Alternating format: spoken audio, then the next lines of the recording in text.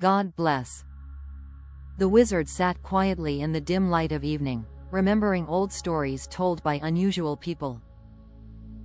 Some had called themselves time travelers, super soldiers, covert medics, survivors of secret programs, wanderers between worlds. Were all the stories true? Perhaps not. Were all of them false? Perhaps not.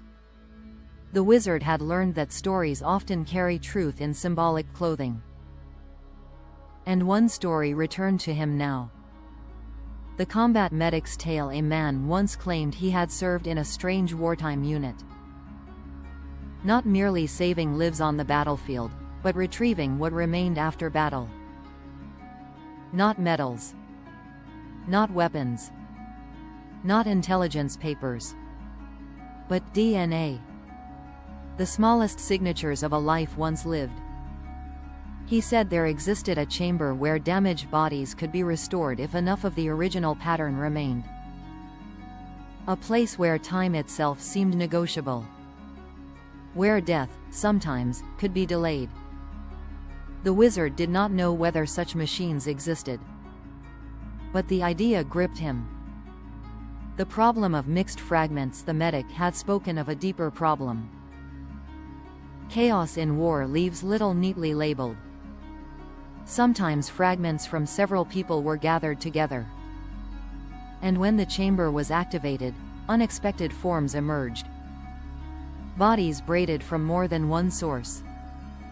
Identities overlapping. Two becoming one. Or one carrying echoes of many. The wizard stared into the night. This was no longer just a story about technology. It was a story about identity. Who are we, really? He wrote in his notebook, if memory can fracture, if bodies can change, if timelines branch, what is the true self? Is a person the body? The memories?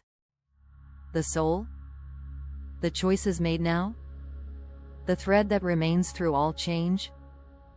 He suspected the answer was not singular. The house of many rooms. The wizard imagined the self as a great house. Some rooms brightly lit. Some locked. Some forgotten. Some occupied by younger versions of us. Some by grief. Some by courage. Some by futures not yet lived. Many people, he thought, walk through life from only one room and assume it is the whole house. The Soul Fragment Myth. He had heard many speak of soul fragments, perhaps not literal shards floating through space. Perhaps something more understandable. Pieces of attention left in trauma, energy trapped in old pain, identities formed to survive hardship, forgotten gifts buried under fear. In that sense, many people did need restoration. Not from machines. From healing. The true med bed. The wizard smiled. What if the true chamber of return was not metal and lights at all? What if it was forgiveness, therapy, prayer, deep rest, loving witness, safe connection, time in nature, truth spoken gently? How many people might revive there? Mourning the Fallen He bowed his head for those lost in real wars, known and unknown. For medics.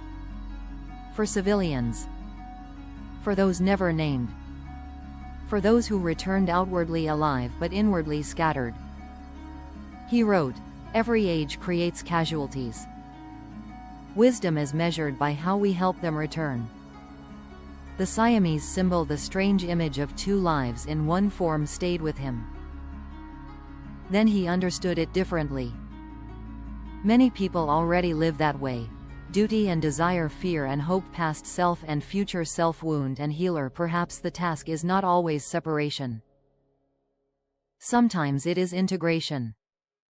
The wizard's conclusion. He closed the notebook and said softly, maybe the miracle is not rebuilding the body. Maybe it is remembering who lives inside it. Practical reflection, real-world meaning. You do not need secret technology to begin restoration.